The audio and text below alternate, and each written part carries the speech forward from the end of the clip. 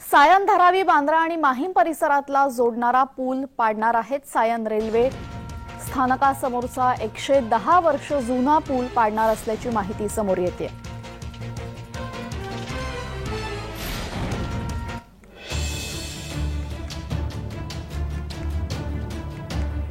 या संदर्भात अधिक माहिती देतात आमचे प्रतिनिधी शुभम उमाळे। पाहूयात।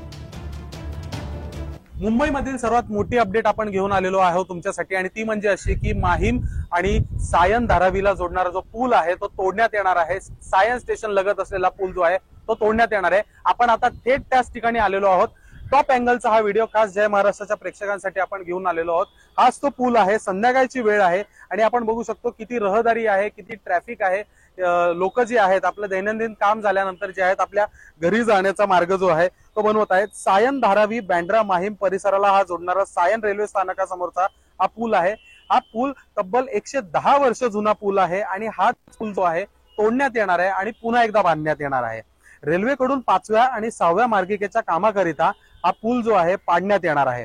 माहीमची जत्रा संपल्यानंतर म्हणजेच 4 जुलै नंतर जो आहे या मुंबई महानगरपालिकेने आहे हा पूल पाडण्याची परवानगी जी आहे रेल्वेला दिलेली आहे आणि त्यासाठी हा पूल जो आहे तोडण्यात येणार आहे आणि मुंबईकरांना पर्यायी मार्ग जो आहे तो कुठेतरी आता पर्यायी मार्गाने प्रवास जो आहे करावा लागणार आहे। आपण आता सुद्धा बघू शकतो खालना रेल्वे चाललेली आहे, वरती ट्रॅफिक आहे। इतका हा महत्वाचा पूल आहे मुंबई मधला, पण हा तोडण्यात येणार आणि त्याच्यानंतर हा मोठ्या प्रमाणात रुंदीनी वाढवण्यात येणार आहे आणि बांधण्यात येणार आहे। एकूणच बघायला गेलं तर रेल्वेकडनं असे अनेक नवीन उपक्रम जे आहेत ते हाती घेण्यात येत आहेत।